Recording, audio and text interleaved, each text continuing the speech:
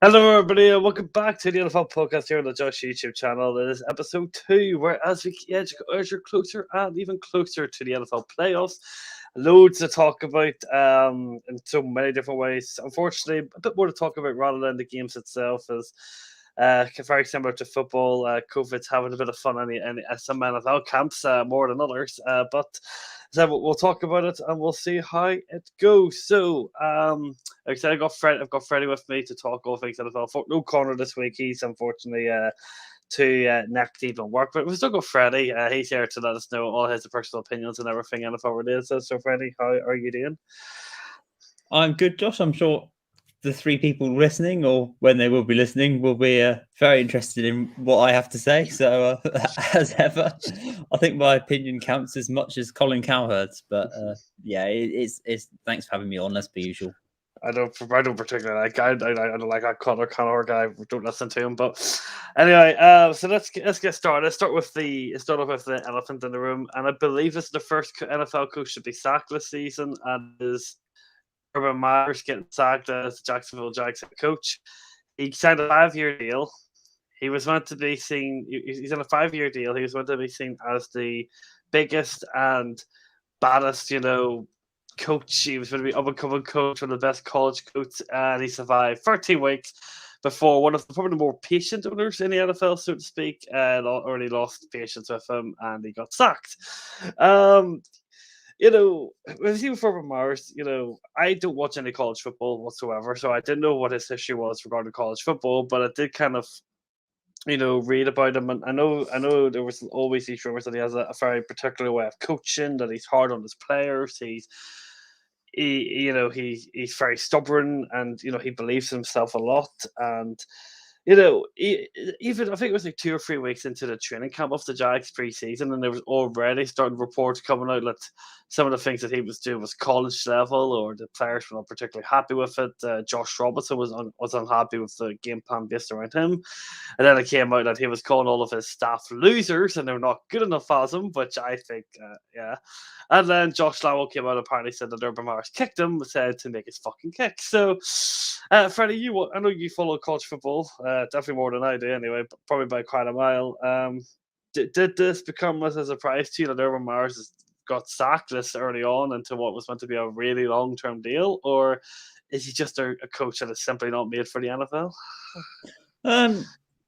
Yes to both answers, really. I think the thing with Urban Meyer is he had a very successful career in college, mostly because he could recruit incredibly well. So he was getting all these top prospects to come, whether it was to Florida or to where he's been recently. But it's the NFL is a different kettle of fish, and the thing is, he's been treated for years. He's been in the college game, so he's been dealing with teenagers and people in their early 20s, whereas now he's having to deal with players, or had to deal with players who've been in the league 7, 8, 10 years, and you can't treat people who are 18, 19-year-old prospects the same way as you can NFL players. And he's tried to do the same in both ends, and it hasn't worked. And it's been a complete disaster off the field. It's not been particularly good on the field. I mean, he hasn't developed Trevor Lawrence at all. If anything, Trevor Lawrence has regressed massively. James Robinson's a really talented running back, and every time that Robinson has any sort of mistake, he's dumped and thrown into the pit of misery. I don't know. It's a mess on the field, but his actions off the field were even worse. You can't kick a professional football player. That's just inexcusable, particularly during warm-ups for a game. It's not on. What he was doing after the Cincinnati game, that's a sackable offence on its own. Saying that these coaches are nowhere near good enough for him, all sorts of things that he could have had 4 or 5 sackable offences this season, and I'm actually surprised he lasted as long as week 14. To be perfectly honest, I thought he should have gone 6 or 7 weeks ago. But it is what it is, and the Jags now have to move on with somebody slightly more competent. I completely agree, because I think Urban Myers his coaching technique just was not made for the NFL whatsoever. and this whole, he put so much pressure. Trevor Lawrence in his first ever NFL game threw for 48. I've no rookie quarterback should be thrown for 48 times. No matter who they are, no matter what the prospect is, no matter the name, it just shouldn't be happening. And Josh Robertson, who had an incredible year last year, was excluded from the game plan. And it wasn't helping Lawrence because he was starting to throw interceptions. His passes were all over the place. His I like the defensive fact line you're was calling a terrible. guy that's not called Josh. It's quite nice. It was a shambles from top to bottom, and I think the news broke at 5:30 this morning. Just as I was getting up for work, that Urban Myers was getting fired. I can't say it was coming. Do you think that it was just a matter of time? As you made a good reference there to the Cincinnati game. Do you think it was always a matter of time he was going to get sacked after it? Because it was at that point already reported the players lost respect from at that point, and they probably were going to play to get him sacked in the end. Do you think it was just a matter of time ever since that week onwards? Well, I've had discussions with all sorts of people this week, and I don't think anyone thought he'd last beyond this season. A few people said that it'd be curtains for him if the Jags lost to the Texans this week. But the writing was on the wall straight after what happened in Cincinnati, really, because even though the ownership said we'll see how he gets on in the future weeks, it was pretty obvious that the players had lost any kind of respect for him. So at that point, it was all over. It reminds me a bit of Bobby Petrino in Atlanta. He, again, a fairly successful college coach, moved into the NFL, is an absolute disaster, and he runs away before he's kicked. So it's just, no, he just wasn't suited for the NFL, and it was the same here. So, the Jags need to go with a young offensive-minded coach. I'd say somebody like a Byron Leftwich or a Eric Bieniemy if they want to move on and develop. Just don't know. They actually turned on, Robert Saleh, the current Jets head coach, Eric Blimey. They turned, I think, the guy who's currently the Falcons head coach, Arthur. I think it's Arthur Smith. Coleman. Quite a few other noticeable names. They turned all of them down to get Urban Myers, and Urban Myers is gone a week 14 after signing a 5-year contract. So, just last question on Urban Myers. I think you're probably going to be in agreement with me. There's probably no way he gets another NFL job after the way he did the Jackson. Either does a massive U-turn and changes who he is, but I don't think we'll see him again as an NFL head coach. Maybe as a coach, but not as a head coach. I can see him going back to college. It won't be to one of the top college teams either, because I think he's burned too many bridges, even in the college game. But somewhat a team that are desperate for success will definitely take a hit on him. The other thing I would also say is that he could go into TV, which is where he was before he was taken up by the Jag. So that is also possible. Thank you very much for coming in. I hope you're doing well. So let's get moving into the game that took place. So we'll start off with the game that was this day last week, and that was the Vikings and the Steelers, 36 to 20 to the Minnesota Vikings. Now the Steelers didn't score one single point in the first half. 7 points in the third quarter, and decided, let's actually start playing the game. 21 points in the fourth quarter, ultimately losing the game by I think that's one score. Why did you wait until the fourth quarter, and how the hell did you keep the game so close, scoring that late on? One thing, Big Ben came alive. The other thing, Minnesota did a Minnesota. Minnesota can't win or can't lose by more than one score. I think they've had 12 one-score games this season. They're up 29-0 in the third quarter. I was very close to going to bed at that point, but I stuck with it. And back Ben came. Deontay Johnson turned up. Chase Claypool played very well until he decided to be a bonehead in the fourth quarter and celebrate with 20 seconds left on the clock when we needed a couple more plays and the game could have been very different. But that's him. He's immature. That'll have to change. We're just not that good. The run defense is atrocious. The run game's not great. The offensive line's awful. There's promising bits. I mean, Cam Hayward's excellent. TJ Watt's very good when he's healthy. Big Ben's been playing pretty well, to be honest. I know there's lots of comments about how he's washed and all this, but he absolutely carried us last Thursday night. So there's good things and bad things. The play calling's dreadful, absolutely dreadful. And you moan about what goes on in Baltimore with play calling, it's even worse in Pittsburgh, and it's even worse in other places. But yeah, there's some things that I'm happy with. There's lots of good young talent on our roster, and there's other things that I'm not that happy with. Our remaining 4 games are Tennessee, at Chiefs, Browns, and at Ravens. So all 4 teams we're playing against are either definitely going to be in the playoffs or are contending for the playoffs. So we're going to have to go at very, very minimum 3-1, even if we want to have a sniff of the playoffs. And I just don't see it. So it's probably go again next season for us. I think that's probably the best case scenario for Pittsburgh. I think you just had too many because you've just had too many consistencies, both sides of the ball to really, to get to the playoffs. But I think it's for the same time for Pittsburgh. I think it's a bit of a shame because that's the AFC North's been wide open all year, and maybe it's a bit of a sucker punch that you guys aren't going to be up there contesting for top place when. If you didn't drop us so many stupid little points that you did, you very well could have won it. So we've got all to give it. In terms of meaning for both of these teams, it isn't very much. But I have to talk about it for one guy. I believe GR from the US. No, none of us are from the US, from Northern Ireland, and Freddy's from England. So we're two British people talking about the NFL. But we probably speak more sense to some of the Americans do anyway.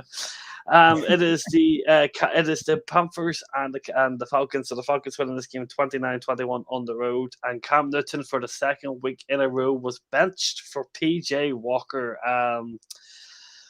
So they bring Cam Newton in. He was led to believe he was going to be the starter in general, even over Sam Darnold when Sam Darnold came back, and he was benched again for the second week in a row after a terrible, terrible, terrible performance. Could you put this down to rustiness, no training camp, maybe doesn't know the players as much, or is Cam Newton just well and truly washed? And this is exactly why Belichick binned him off.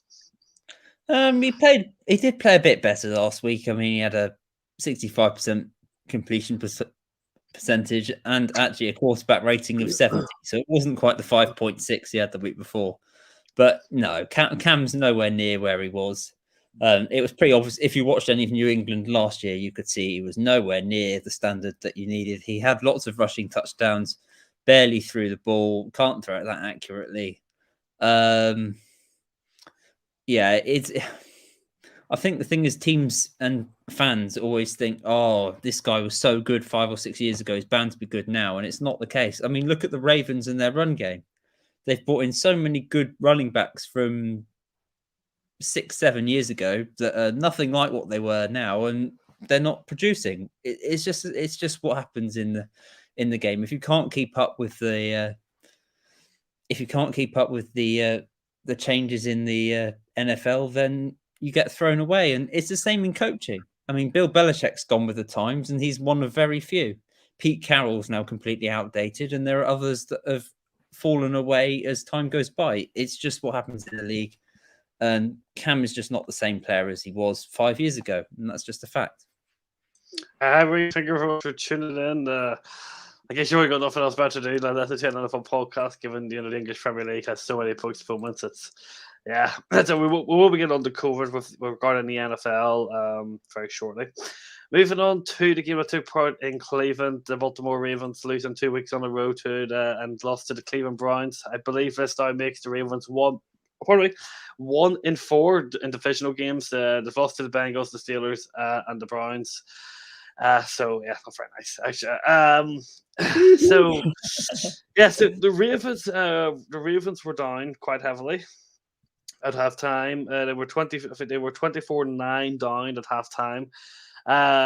With Lamar Jackson out with an ankle injury, so Tyler Huntley comes in. Oh, you're a Dolphins fan? Oh, I actually really like the NFL. The Dolphins are doing too shabby at the moment. So on the other hand, ever since they lost.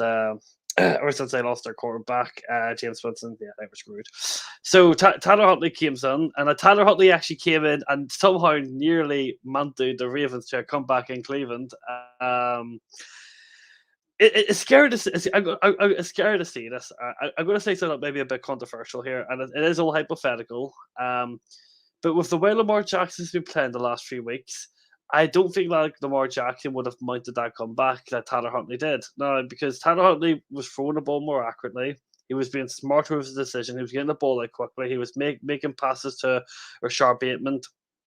He was making passes to Rashard Bateman to Mark Andrews quicker than what Lamar Jackson was.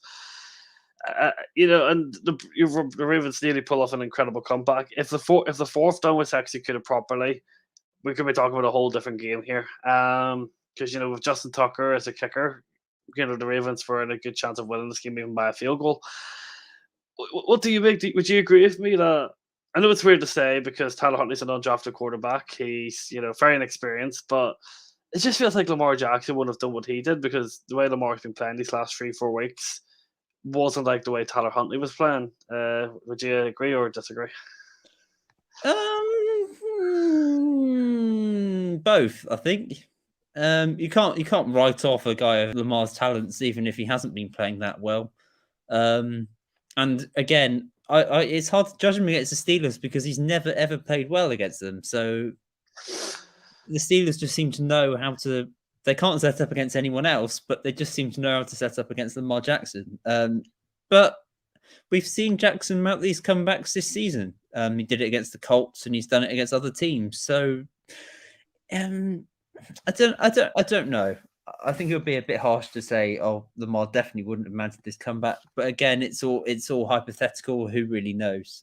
All we can say is the Browns won the game. Was it convincing? Not really. I honestly don't think any of the teams in our division are particularly convincing.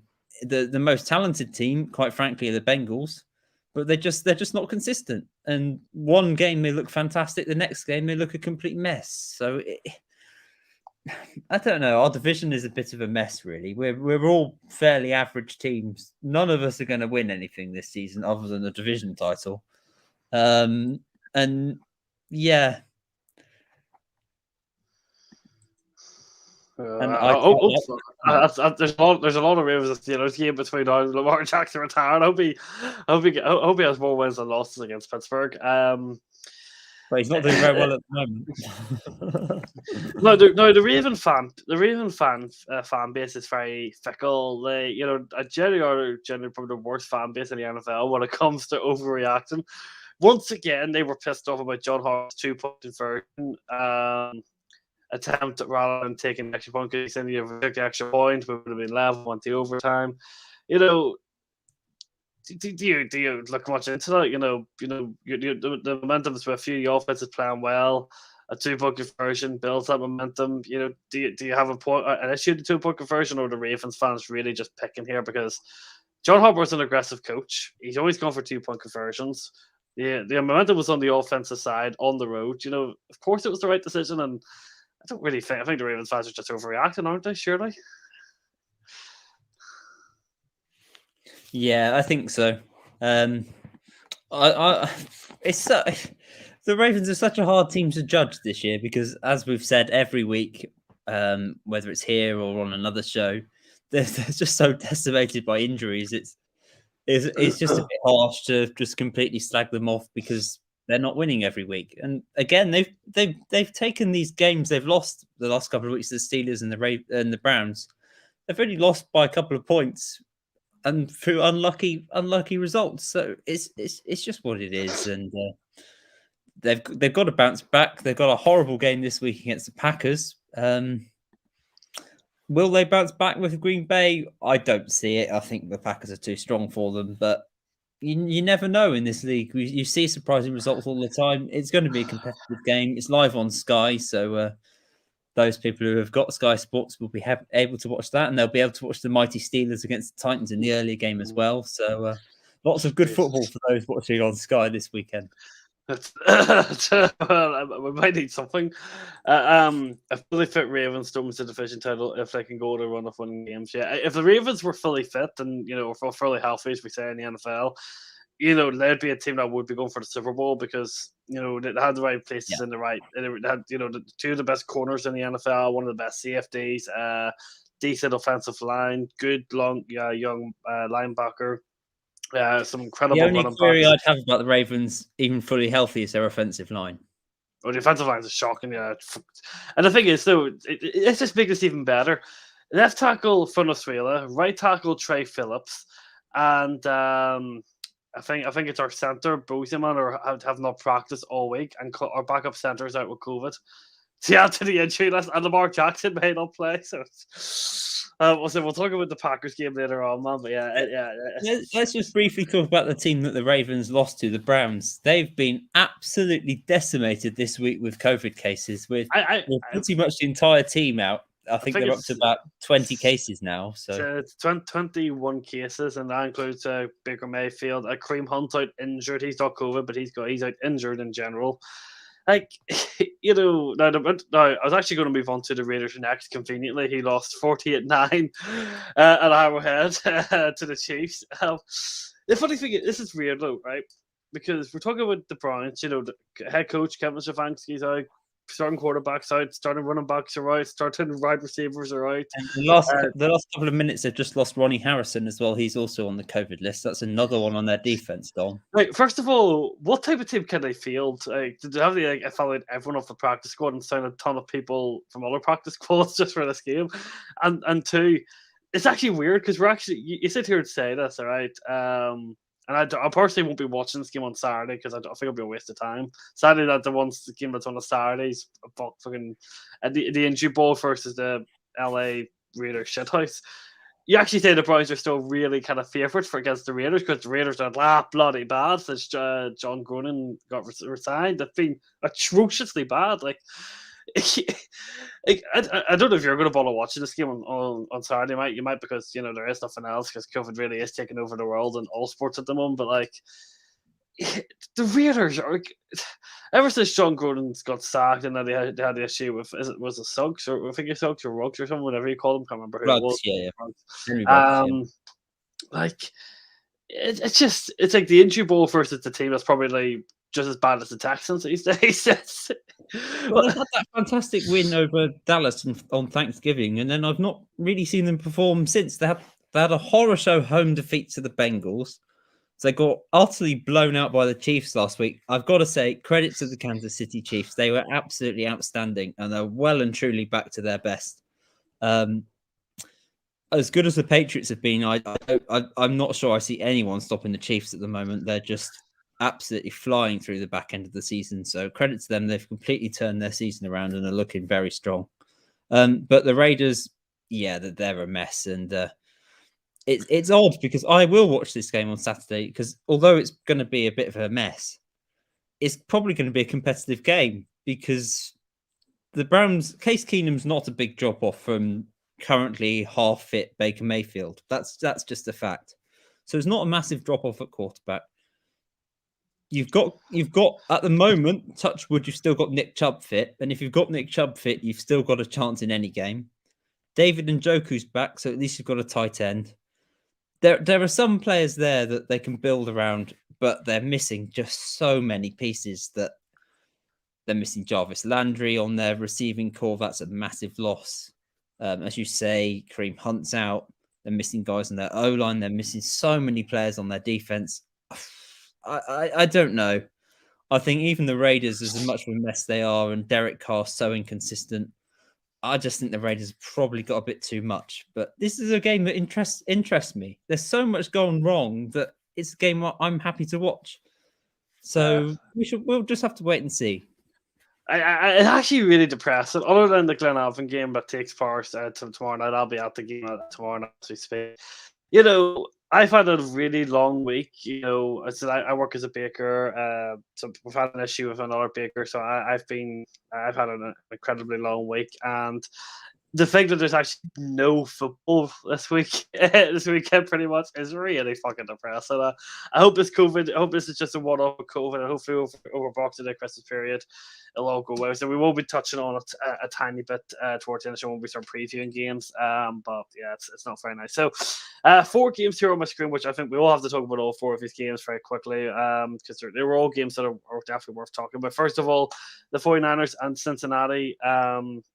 For 26-23. The Bengals had a chance to go tie top of the division of the AFC North. It seems like every chance they've had a chance to maybe creep into first place or tie with the Ravens, they've came up short. But for the 49, the San Francisco 49ers probably deserve it off the win in overtime in the end. Yeah.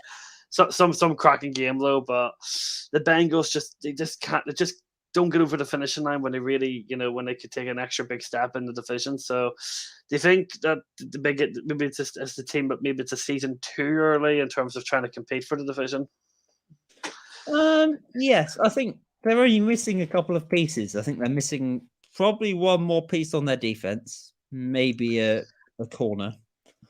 And on their offense, I don't know. The thing is, they've got so many weapons. It's T. Higgins, Jamar Chase, Tyler Boyd, Joe Mixon, CJ Uzoma, Joe Burrow. They've got loads of good pieces on their offense. It just doesn't seem to quite work all the time. I don't know if that's coaching.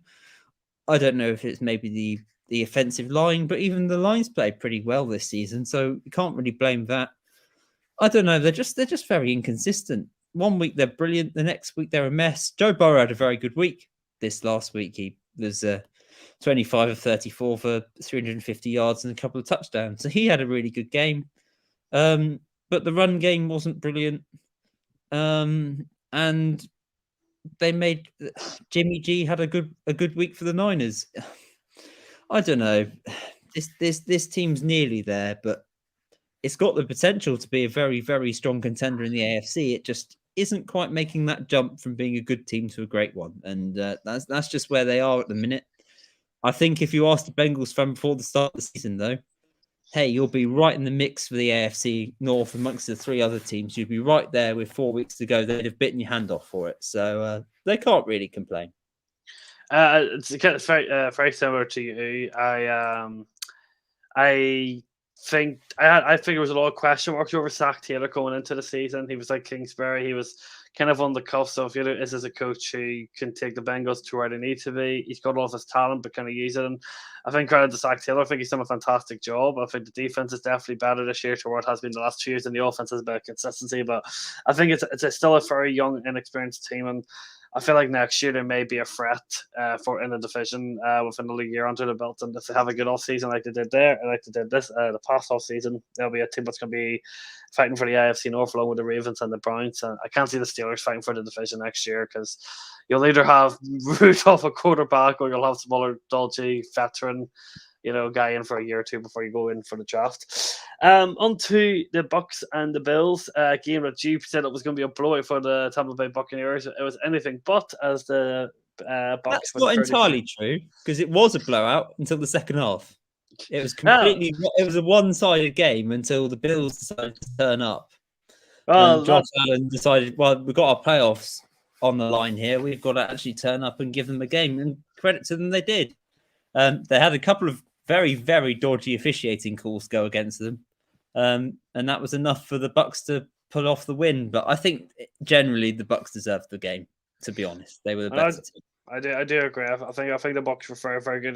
They did kind of take their the foot off the gas in the first half. The second half, and the Bills kind of crept back into it. Seems like Josh Allen was doing a lot more running in the second half as well, which in a sense kind of play to the Bills' strength. But in total, Josh Allen had 413 yards of offense by himself, 308 passing, and 109 by running.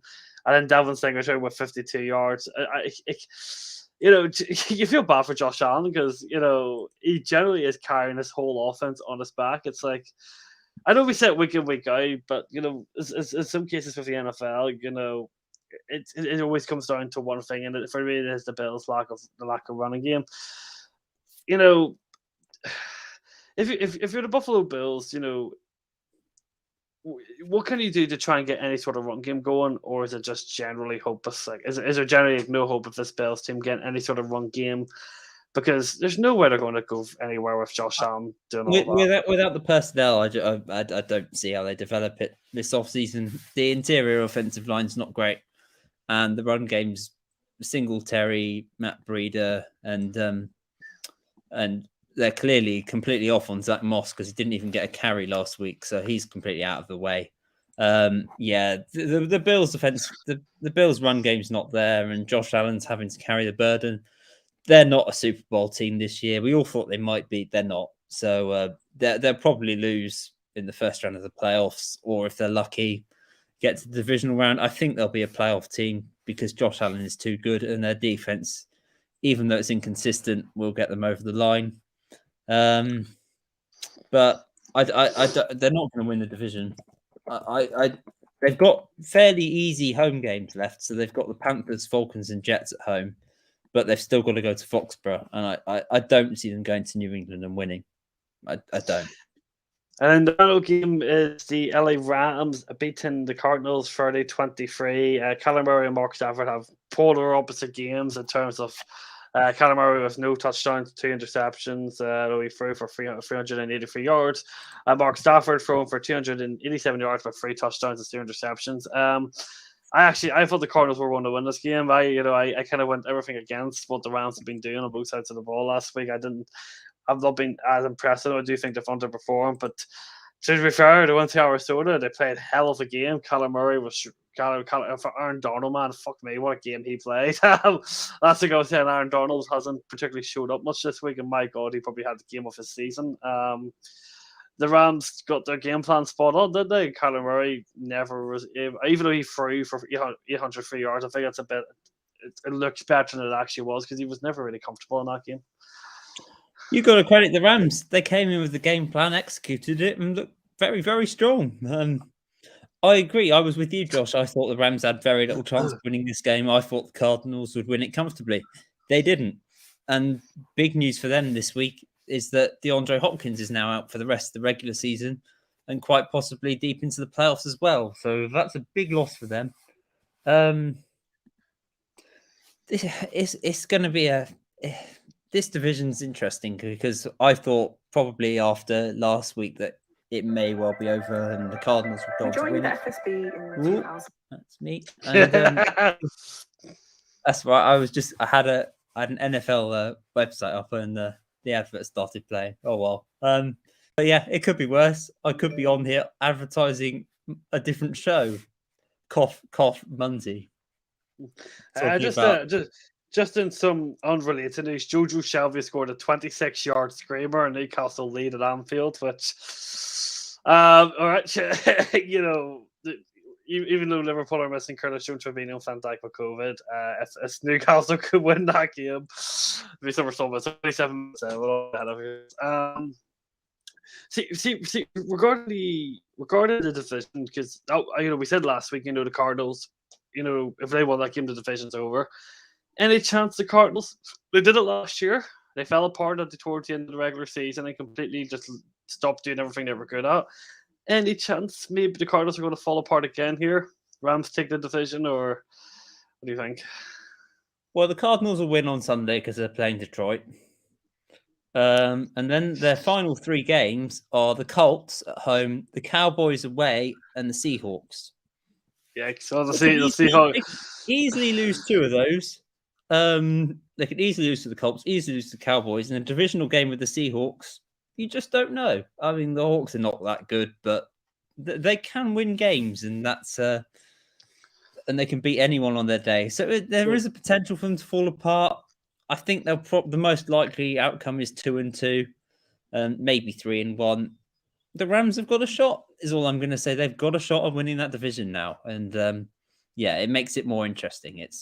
But both of them will definitely be in the playoffs. All right, so let's have a look at some of the games. So the game taking part tonight is the Chargers and the Kansas City Chiefs. Obviously, the Chargers went to Arrowhead earlier in the season, won convincingly so. But they come up against the Chiefs team, as you've already related to, that are pretty much back to their best. And the Chargers, on the other hand, they struggled against the Giants for a few parts of the game last week. They didn't look like the typical Chargers. So It's compared to or maybe it's just a Freddy Kitchens masterclass. Compared to earlier, Oh earlier in the yeah, the 17 of 36 Mike Glennon with his fantastic performance. Oh yeah, well done, Freddie Kitchens. What a performance! co- He co- got co- blown out by the Chargers. Well done. compared to earlier in the season, two teams probably in different shades of form. But do you think? What do you think? Do you think the LA Chargers are going to pull the double for the Chiefs? Well, I'm going to strongly disagree with you, as per usual. I wouldn't Fair say the enough. Chargers are not on a bad run of form. They've won the last 3 of their last 4. They're doing all right. They battered the Bengals and they battered the Giants the last 2. So they're okay. They're coming into a game against the Chiefs, who are obviously on very strong form, but they haven't really played anyone with big high powered offense. The only team they played with high powered offense recently is the Cowboys, and they didn't really turn up. But this will be an interesting game. Austin Eckler isn't entirely fit, but he looks like he's going to play. They're going to need him. They're going to need Justin Herbert to be at his best. As for the Chiefs, this is the real test for their defense. There's been big question marks at the start of the season. They weren't good at all, but they've improved massively, and now they look quite a unit. But this is a real test. They're going into LA against a team hot on their tail in the AFC West. If the Chiefs win this game, they've won the division because they play the Steelers next week. They're not going to lose to the Steelers at home. And the Chargers, this is their opportunity. Can they finally take this division off the Chiefs? And I think they can. I really do. But the question mark will be, the thing is, the Chiefs running the ball. That's not been a massive success for them this season. And that's the Chargers' major weakness. If the Chiefs can exploit that, they've got a chance of winning this quite comfortably. But this matchup probably favours the Chargers. So I'm going to take a risk here and say the Chargers win this game. And I guess then you're going to stay up for it. Yeah, I'm definitely. This is a great game. I'm definitely watching it. This is a great game. I'm going to clip that. I'll post it on Twitter in the morning if the game is a blowout for one of the other teams. So we've already touched on the Browns and the Raiders. Just very briefly, just is it more about the COVID thing? Because the LA Rams, Washington. I know there are 2 other teams that are suffering from issues as well. I think there's another team. My mic can click. Yeah, the Seahawks have had a couple. I mean, Tyler Lockett's out this weekend now, so they've lost a few. There's a few other teams who've lost 2 or 3 players as well. So regarding the Browns specifically, do you think the game should be moved? Now, obviously, the NFL works differently to like normal football. Obviously, there's been so many games postponed. You can't play NFL games midway because the league's very physical. The players need more time to heal. So you can't play mid games on a Tuesday or a Wednesday. It's just not possible in the NFL. So is the situation where the NFL just has to say, "I'm sorry, guys, you have to suck it up and play the game with basically a bunch of backups and practice squad members, or you have to forfeit the game." Is that you've been watching the NFL for longer? And I know last year the NFL moved certain games around, and like the Ravens, the Ravens Steelers game was pushed back, then the Ravens Cowboys game the following was pushed back, but it just feels like, especially so close to the end of the regular season, you just can't do that in the NFL, can you? It's just a matter of teams having to really suck it up, and it is unfortunate, especially if it's Omicron fair and that spreads easily and it's winter time and stuff. But there's not much the NFL can really do, is there? It's just a matter of just you have to suck it up with the players that you've got or forfeit the game. It's just the way it is, isn't it? I think the example I use here is the Broncos last year lost their entire quarterback room and ended up with wide receiver Kendall Hinton playing at quarterback because he played a little bit at Wake Forest. That's just what it is at the moment. And again, I think, as you say, I know the Ravens played the Steelers last year on a Wednesday night. That was bizarre. It wasn't even a primetime game. They stuck it on at something like 6 p.m. UK time. Yeah. So it was or like 8 p.m. UK time. It was a weird time, and yeah, it was a weird game. But no, you can't move games to midweek. You can maybe move them back a day or two, but say move it from the Sunday to the Monday. You can do, but you can't move it back any further than that because, as you say, 3 or 4 days, as you see on these Sunday to Thursday night games. Quite often, the standard Thursday night game, particularly for the away team traveling that far on a Thursday, they're nowhere near as good as they normally are. And we saw that with the Ravens going to the Dolphins. They absolutely were dreadful, but it's because they don't have that preparation time or that recovery time, the 2 or 3 days. So you have the Sunday to the Wednesday, which is mostly recovery time. Looking at previous tape of the last game. It could be team meetings. And then it's only really Wednesday, Thursday, Friday that they get out on the practice field and actually do any sort of practicing. So, yeah, it does take those 2 or 3 days of recovery. And if you haven't got those or you have to move them because of COVID, it's just not possible to play them. So the NFL just has to say, I'm sorry, guys, but unless all 53 players are out and you simply cannot fill the team, you're going to have to carry on. And that's just how it's going to be. Well, there is some brief talk that if the Browns do keep positive cases, they might actually have to forfeit the game against the Raiders. There has been brief talk about that. And this is from some of the top NFL, insiders in Tom and Ian, who pretty much I'd love to know how much spam they get on their phone from all these different sources that they have and how quickly they tweet it out. Must be a nightmare job, but probably get good pay for it. So let's move on to the games that are going to be taking place. So we've got Sunday. This game is on Saturday night, but it's a Sunday morning technically. A game that if I do have the energy for, I will give it a watch. The Indianapolis Colts taking on the New England Patriots. A game that I actually think is going to be quite a decent game because the Colts have not been playing that badly over the last 5-6 weeks. So they've just been blowing leads. They haven't been seeing games out properly, and they come up against a team that is rock solid defensively and clinical offensively. I see this game being a close game. I do think the Patriots win by maybe a score, maybe 2, but I think the Colts are giving a run for the money. And if you are generally depressed and with the lack of Premier League action, and you're sort of know what the NFL is about, I generally would worth giving this game a watch. I believe it should be on Sky Sports if my memory's right. It is. Yeah. What do you think? I actually think it's going to be a decent game. I agree. This is good. The Colts sit at 7-6, but I think they're so much better than that. This team's really good, and I watched the Buccaneers game a couple of weeks ago, and they really, really were unlucky not to win that game. The Patriots obviously are on a good run of form. Their defense is outstanding, and I'm looking forward to seeing how they try and shut down Jonathan Taylor. Because if there's one thing that Belichick can do, it's shutting down key players on the opposition. And if he can manage it with JT, who is, with Derrick Henry out, is the undisputed best running back in the league at the moment, then hats off to him. He'll have done a cracking job, because if you can shut down Jonathan Taylor, you're going to have to force Carson Wentz to throw, and that's going to end in tears for the Colts. But again, on the other side of the ball, you've got Mac Jones, who hasn't been asked to do a hell of a lot recently. He had the 3 passes against the Bills, but that was a bit of an anomaly because of the weather. But you're not forcing him to do too much, and the Colts defense is good enough to actually start to ask questions of, can Mac Jones actually have the ball in his hands and try and win the game for the Patriots? It might come down to that on Saturday night. This is a game I'm really looking forward to. Another one I'm going to stay up and watch. Thankfully, Sunday night and Monday night look rubbish, so I can get some sleep after that. Actually, I said I don't know if I'll have the energy for the game, but if I am up at this time, I genuinely will give it a watch, because I said I'm not going to watch the Browns and the Raiders, even though I said there is no actual Premier League action on.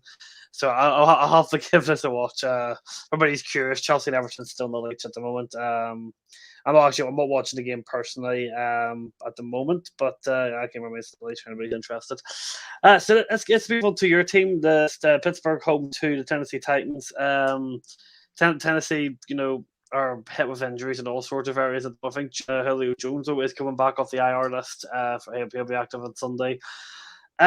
These last few games for you may not mean a lot. Probably just try and see how much games Big Ben can win before his retirement comes, end the season on a high, all of that good stuff. What do you fancy Titan? Do you fancy beating the Titans in Pittsburgh? Yeah, I do. This is a game I think we win, and because now our season is very much on the line, we have to win. There's no option now. We have to. If we've got any hope of the playoffs, we have to win. And I really do think we win this game. The Titans are very hit and miss. You don't know what you're going to get each week. They do beat the good teams and tend to lose to the bad ones. So my hope is they lose to another bad one this week. No, we're not too bad, but we need to shore up that run defense. If Derrick Henry was playing for the Titans this week, we'd be absolutely hammered because we can't stop anybody running the ball at the minute. But I think it was that bad against the Vikings that I can see a big improvement. And they're not going to want Ben to go down on a 4-loss streak at the end of the season. So, yeah, I really do think we're going to be up for this game. We cannot start slow like we did against the Vikings, or it will be tears early on. But again, if we can somehow stop some of the running that we have been stopping recently, you're forcing Tannehill to throw. And as we've done against the Titans in recent years, he struggled against throwing the ball normally to Minka Fitzpatrick for an interception. So it's a tough game to call this one. I don't think it's going to be a Titans blowout like some have been saying. I think it's going to be close. It might not be the prettiest game to watch in the world, but it should be interesting, and both teams have got plenty to play for. I don't know. I think the Steelers win, but maybe that's just me being a homer. Just Liverpool have equalised one each. Diego Jota scored. No, but this has been my. I'm generally thrilled and privileged that I'll be able to watch this game 6:00 on Sunday. The Jacksonville Jaguars and the fucking Houston Texans. Oh, I'm Freddy, man, what a game! I think this is. I'm so excited to watch this. Absolutely, it's a game of the century.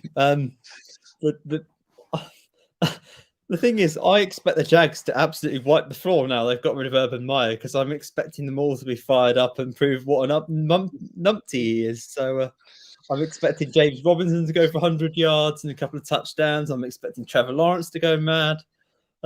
This could be this. Do you know what? If the Steelers weren't playing, I'd be watching this game just out of interest. Because who knows? It's two horrendous teams. But I think now the Jags have got rid of their biggest problem, they probably win this game. The Texans are terrible. They are terrible. So I don't know. It'll be quite fun to watch, I guess, for a neutral. Freddy, you're lucky you don't have to deal with Mike Dean in League One. Jesus God, what a terrible ref. But for every Mike Dean, you've got 5 other Muppets. The standard of refereeing in the lower leagues is unbelievable. So for the last 3 games we're going to talk about, these guys definitely worth talking about. First of all, let's talk about Rams Seattle Seahawks. Rams hit by COVID quite badly, and as you've already related to, the Seahawks are hit by a few players. Now, most of the Rams players are vaccinated, so they still have some sort of chance of playing. If they return 2 negative tests within a 48-hour period, they may get some players back. Because that's how the NFL protocol works. This is a difficult one to call because, normally you look at these games and you can call them, but again, with the COVID situation and you don't know who will be playing. In terms of right now, given the situation, you may be slightly for the Seahawks, who have played well the last 2 weeks. I know they're playing Texas last week, but we can only base off who they've been playing. Any sort of chance to LA and win this game if the COVID issues remain as they are, or does the Rams still somehow pull it out of the bag? No, I still fancy the Rams. I think Russell Wilson without Tyler Lockett is very restricted. We're gonna need Rashad Penny. They're gonna need Rashad Penny to turn up like he did last week, if they've got any chance. And don't forget, the Seahawks did play the Texans last week, so they're simmered down on where the Seahawks are because, I mean, even the Steelers could put 35, 40 points past the Texans at the moment. I don't know. I still even with the COVID issues in LA, I still fancy the Rams to win this one, and to be honest, quite comfortably. The Seahawks may make a game of it. They're playing for their season, but I agree with Reese in the comments. I think the Rams win this, even with the issues in their team at the moment. All right, and then the game that I had to look forward to this game late on Sunday. The Baltimore Ravens taking the Green Bay Packers, and as things stand, Lamar Jackson has officially not practiced today, which on Thursday, leaving him with Saturday and Sunday's practice left, which it's not very often that a quarter, especially a star quarterback, is rushed back. And they do play the Cincinnati Bengals next week, which is a division-ending game. Uh, Tyler Huntley versus Aaron Rodgers. I hate to say it, especially with the Ravens quarterbacks who give 4 pass interferences away in the first quarter alone against the Browns last week. Tyler Huntley versus Aaron Rodgers. Even in Baltimore, there's only one winner in this shirt, isn't there, Freddy? Yeah, as much as I would love to see Baltimore win, they're not going to. So I think the Packers will win this one. Yeah, They'll do us a favor next week and beat the Browns as well. 2-1 Liverpool. Yikes. I think as much as I like Tyler Huntley, I think Tyler Huntley did a fantastic job against Bear to win the game on the third down pass. On that to Sammy Watkins, it was a fantastic pass, and he came in against the Browns and did a fantastic job. This is Aaron Rodgers, and it's the Packers who. I just can't see it. The Ravens are too banged up on defense for the defense to show up and stop Rodgers, especially in the secondary. And Tyler Huntley, man, he's just not going to be able to keep up with Aaron Rodgers. Not many quarterbacks in the NFL can, and it's going to be an ugly one. And this game's on Sky Sports too. I think this is like the 6th or 7th game the Ravens have had on Sky. Like, my game passport for the Ravens this year has been a shambles. It's been an utter shambles. Baltimore have a lot of run in this game. They need to win, but I think the Packers will make it. Just even the running game. When you have to rely on Devon Freeman in this day and age to be your star running back, he isn't going to get you as many yards as what he could do in his prime. And it's just story of the Ravens season. But again, if the Ravens lose this game and the Bengals beat Denver, the Bengals only tie the Ravens on the division going into the game of Cincinnati the following week. So in a sense, you can say it's a free hit for the Ravens because if they lose this game, they're still in the playoffs. But and even if Lamar Jackson does be playing this game with one practice in him, it's peak whenever you look at it. And then the final game, which is Monday Night Football, which I actually kind of want to talk about, it is the Chicago Bears and the Minnesota Vikings. Matt Nagy and Mike Zimmer, 2 coaches who've been pretty much shit this year. Freddy's reaction probably sums up what he has 0 interest in talking about this game. No interest in Bears and Vikings, no? No, not really. Well, apparently all the Bears coaches except Matt Nagy have gone down with COVID, so Matt Nagy's going to be running the show offensively and defensively, and that will be interesting. Yeah, I'm not particularly interested in this game. I quite like watching the Vikings because they're quite entertaining because they love to throw away leads and make games closer than they should. The Bears are probably there or thereabouts. I can't call this game, but I'm just not very interested in it. I will watch Justin Fields. Justin Fields is a nice attraction. He's somebody I like watching because he's fun, can throw the ball deep and can run a lot. But this game's just 2 teams that are fighting for a loss in the wildcard round, quite frankly. I can't really think of anything else to excite me, and I think both coaches should be gone at the end of the year. Oh, fair enough. So, is there any arguments you want to talk about specifically? Any game? I said all the arguments on my screen are pretty much games that I'd expect. All my wins. Well, I'm just having a quick little flick through the schedule. Let's see if there's anything that I would be even remotely interested in this weekend. Not really. There's the NFC East clashes. Eagles Washington would be good if Washington had a fully fit team, but again, like the Browns, half of their team are on COVID lists, so the chances are the Eagles win that game. And the Giants and Freddy Kitchens, is he going to do a job on the Cowboys defense? Micah Parsons and co? No. So we don't need to talk about that either. Freddy Kitchens versus Dan Quinn. I think only one person's winning that battle. So Freddy Kitchens. Yeah, that's not that. It's definitely Dan Quinn. There's not much else for me to talk about in terms of the games this weekend. Yeah, so that brings the end to our NFL podcast. I said after this, there's only 2 more weeks to go. of the regular season before the playoffs come along, and then Freddy will not have to deal with the Josh Steelers. can't count. Afraid so well. Two. I mean two afters. I mean two after last week. I'll send two. Yeah. No, you're still wrong. You sure? Yeah. There's Oh, sorry, definitely- it is. Yeah, so you're there's right. You're all definitely right. 3 Yeah, more weeks after this yeah. one. It's week 15 after that week. Sorry, that's my fault. That's because we have to. Yes, right. Because we've got Cincinnati. It's week 15 this week. 16, 17, 18. Remember, it's 18 weeks this season. Oh, sure, yeah, because we've got Cincinnati, the Steelers, and the Rams still to play after we play the Packers. So yeah, you're right. Hi, Rich. Thank you very much for tuning in. Hope you're doing very, very well. This game. So there's not much football. I know there's football going on right now, but like, let's be fair.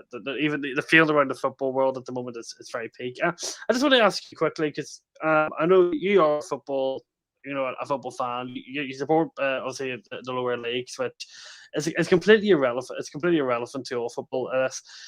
Do you think? I said we've already kind of touched on the NFL, and the NFL can't really do much regarding the actual. Josh, you're a fucking okay. Yeah, I completely misread the Yeah, weeks. that My is bad. true. Do you think regarding football here in England, there should be like a circuit breaker, so to speak, is probably the correct term to use, where they stop the football for a week or two over this Christmas period, let facilities be cleaned, see what maybe try and get booster jobs and more players, try and do all of these things, or do you think maybe or do they take the NFL approach and just say, right, what you just wave out this period? People are going to get positive, meaning they probably won't be able to they'll get antibodies and won't get COVID in for a while. Just ride this period, postpone games on a day-to-day basis. It's a difficult one to call. What do you think is going to be do you think the English FA will just ride it out, or do you think we'll see a circuit breaker over maybe these next 2 weeks if things don't get better? Well, the EFL, which for those who don't know is the English Football League, so it's from the 2nd division in England to the 4th division. They released a statement today saying that if you've got 14 fit players throughout your squads that have played at least one senior game, then you have to play it regardless of how many COVID positives you've got. So they're going to try and play through it. My personal opinion, though, is that given that we've had 150,000 positive cases in this country the last couple of days in total, I think it's going to be very difficult for teams to carry on. We're probably going to need a 2-week break, get in some more strict protocols in place, and maybe start on the FA Cup weekend, first weekend in January. But it's the thing. The difference between the NFL and the English football is the NFL. There's only 17 or 18 games, but because of the physical demands of it, you can't space games 3 or 4 days apart. Whereas in the Football League, we're playing 46 league games a season plus cup games. Premier League playing 38 games. Plus, if teams are the top of the league, they're playing in Europe, they're playing in the FA Cup, they're playing in the League Cup. So you're playing 50, 60 games a season, which again has its physical demands. If you start stopping the season for 2 weeks, you're pushing it back. And then you've got the problem of the World Cup then being in November and December last year. So the following season is starting earlier. So then you're pushing further into the summer and back into the summer. So you've got hardly any summer break and you're causing some serious problems for the players. So I can see why the Premier League are really desperately not wanting a circuit breaker, but you're probably going to need one at some point. I think you've took the words out of them. Rich Jordan, do you think 49ers have any chance of making the playoffs? Yeah, I think they definitely make the playoffs. The NFC is not strong at the bottom end of the wildcard spots. The 5 teams, there's 5 teams that will definitely make it for me. You've got the winner of the NFC West, so that's going to be the Rams or the Cardinals. The team who comes second in that division will definitely be a wildcard team. The Packers will make it in the NFC North. The Buccaneers will make it in the NFC South, and the Cowboys will win the NFC East. Then there's 2 spots in those wildcard playoff teams. The best remaining team, I think, after that is the 49ers. I don't see many other teams that I can see competing. Washington are around, Eagles are around, Vikings are there. The Seahawks won't get there. I don't see anyone in the NFC South competing. The Saints have got too many injuries. So I honestly think the 49ers are will be the 6th seed. I would be surprised if they're not. The Vikings may give them if anyone's going to take it off them, it'll be the Vikings. But I think both of those teams will be playoff teams. It's Yeah, I do agree, Reese, with you regarding saying about communication needs to be better because they called the Watford and Burnley game off. I think 2 hours before kickoff yesterday, when Watford fans already made the trip down the turf more and players already arrived. Yeah, I do agree. Communication needs to be better in these situations, and I think to my recollection, so 1, 2, 3, 4. 5 games have been postponed this weekend so far, and there's potentially more. Chelsea, Chelsea. Five have been called off in the Premier League, and then it's been 5 are off in the Championship, 5 are off in League One, and then 3 are off in League Two. And it's only Thursday. We've still got a full day tomorrow, and potentially more to call off Saturday morning. So we could be without 2/3 of a fixture list come Saturday. Chelsea, Romelu Lukaku, Callum Hudson-Odoi, Ben Chilwell, and Timo Werner all had COVID. That was reported this morning, but I think they got positive yesterday. So, yeah, that's why I'm not even watching this Chelsea game right now, because it feels like the football's just irrelevant at the moment, and it's such a shit feeling, especially at Christmas. Christmas time, including the NFL too. There's going to be an excitement.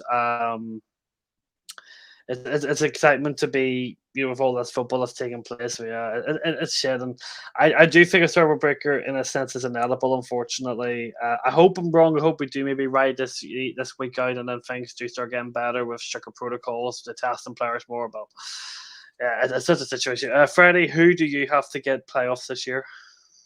Well, I've already said who I think will get it in the NFC. So, do you want me to go through it? If you want me to go through it 1 to 7, I can. But so I think the Packers will be 1 seed, Buccaneers 2. Now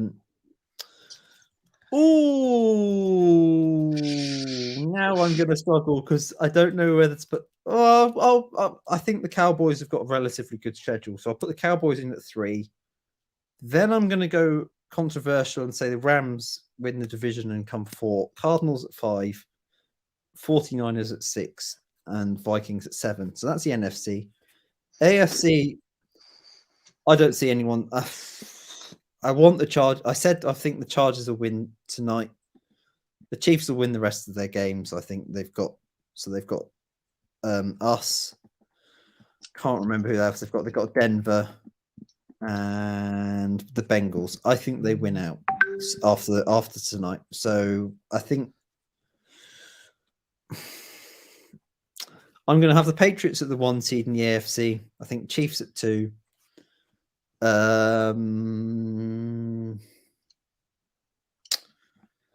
Titans at 3. Then I would go. Who's going to win our division? That you could throw a rock in the air and it would land at one of the 4 teams. I don't know. I think the Ravens hang on and win the division. Good, I like that. It's got to be one of us. And I look at our schedules remaining, and I think the team with the best chance of winning our division is probably the team who's currently in first place, because we've all got horrendous schedules. So I'm gonna stick, very risky. I'm gonna stick with the Ravens at 4. Then we get to the wildcard teams. Best of the wildcard teams. Then, if I think the Chiefs hang on and win their division, I think the Chargers will be at 5 seed.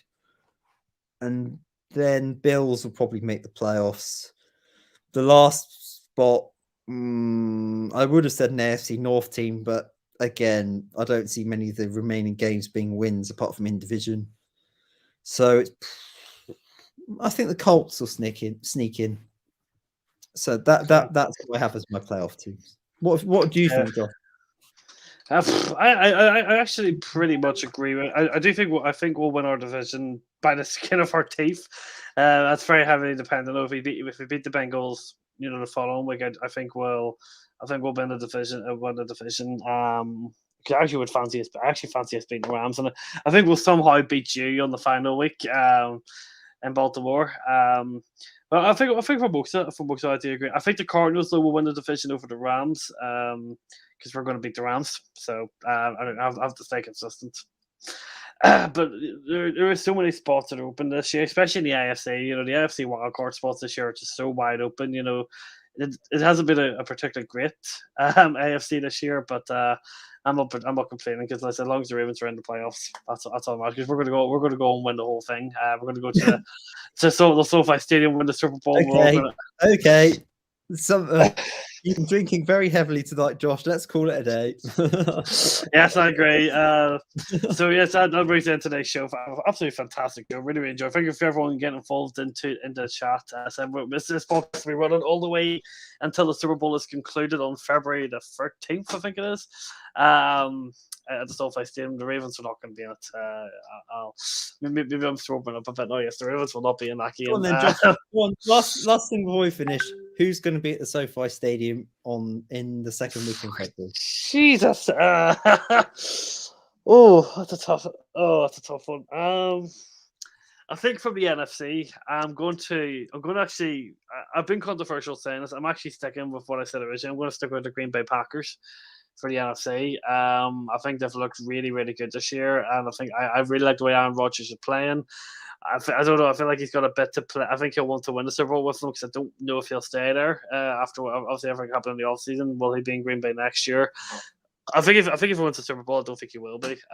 So I'm going to stick with the Packers. I think they just look like a really, really good balanced team, and Rodgers has been playing. Like so from the AFC, I want to say dark horses would be the Patriots, but I don't know if Mac Jones could go all the way. I think he's a rookie quarterback at the end of the day, and there's still some pieces on the offense I'm not too sure about. I don't want to say the obvious. I don't want to say the obvious one in the Chiefs, because the Chiefs are just easy to say. It's not going to be Buffalo. It probably will be the Chiefs. I think I said the AFC's. It's weak this year. There's many teams in the AFC I look at and go, you know, they're Super Bowl contenders. The Chiefs probably look the best out of a bad bunch, so to speak. The Patriots could do it. I would not put it past the Patriots to do it, but it's too early for them. Too early for Mac Jones and not on the offense. They got the players on the defense, but I couldn't see Mac Jones leading them to a Super Bowl. So I'm gonna go Chiefs, which is the boring option, but they generally are the best team in the AFC. And probably I said the Packers. You're going to probably disagree with me on the NFC team. So what's your one? I reckon I would never normally do this because it never really happens. I think it'll be a repeat of last year's Super Bowl, and it'll be the Chiefs against the Buccaneers. I can't hope. No, I want something more exciting than that. Go Green Bay. I cannot. You cannot go against Tom Brady in the playoffs. You cannot. So I can't say anything else. I cannot trust it. Aaron Rodgers he's gonna pull out of the bag. Fuck my words. But I think it'll be a different result in the Super Bowl. Well, the Chiefs were terribly bad. Like, the offensive line saved their best game last year for that Super Bowl. I felt bad for. I was Mahomes playing with a turf toe as well. Is that that was a big issue, wasn't it? Because he wasn't able to scramble around as much and make all these big fucking pass and move plays that he does. But so Freddie, thank you very much for an incredible show. This hour and 7 minutes has absolutely flew by. We've had some great people in the chat. So Reece, thank you very much for tuning in. Reece, I did actually realize you're a fan of the NFL, so you know you're more than welcome to come on the show. Anytime you want to. Rich, thank you very much for tuning in as well. Good to see you again. I get off for Christmas next Friday, and as I've typically done in the past, anytime I've been off work, I've come on your show since I'll be able to stay up later. So I'll absolutely be in touch with you to get onto your show again. If you'd welcome me, it's not my decision if I just come onto your show or not. Turn it on and find it. Freddie, thank you for a big thank you for tuning in. I said you've got your Twitter handle on your screen, which I don't think you do very often. So. This is rare for you. What's gone into you? Have you had a few jerks or something? No, I just thought for a change because I never normally advertise myself. So I thought for a change, why not? If you want to follow me, you can. Actually, a bit of a funny one. I'm generally not joking when I said this. This was actually meant to be pre-recorded, but I accidentally, I don't know, I thought I hit record only on StreamYard. But I actually did. I actually sent it to a live stream. This wasn't meant to be live. This was meant to be pre-recorded and then released tomorrow. but it ended up being a live stream because I don't know if it was a glitch or if I just It's worked out really well, so can't complain. So it was actually a live stream, but I think because me and Reese normally do our predictions, a prediction show. Me and Reese normally do a prediction show for the Premier League. At 7:30 on a Thursday, but I didn't do it this week because of all the postponements and the games. I just thought it'd be worthless talking about it. So then, so did this show. This show went live. So yeah, there we go. What was your Twitter again? My Twitter is JWSH_CFC. Rich. Or you just type in JVSH. I should go. It's a picture of Antonio Rudiger. I really need to update my profile picture. I've had that for way too long. So everybody, thank you very much for watching. I hope you enjoy your week. Please stay safe. Please look after yourself, especially with COVID is at the moment. It is boring. It is frustrating, but health comes first. And hopefully this new variant isn't as serious as they make it out to be. And we can all enjoy our Christmas with our family. Beef, fat fox with turkey and chocolate and whatever else. Not you, Josh. Oh, sorry. Sorry, Rich. That's wrong screen. Freddy's Twitter's there. Yeah, it's on the screen. Just my name, so it's a. Freddy. And then I prefer Muncie Talks. It's not Freddy HD. But on Muncie. I don't know who Freddy HD is. You might get a random follow from Rich Sports. I've followed you for ages. Oh, there you go. All my useful conversations and. But thank you everyone for watching.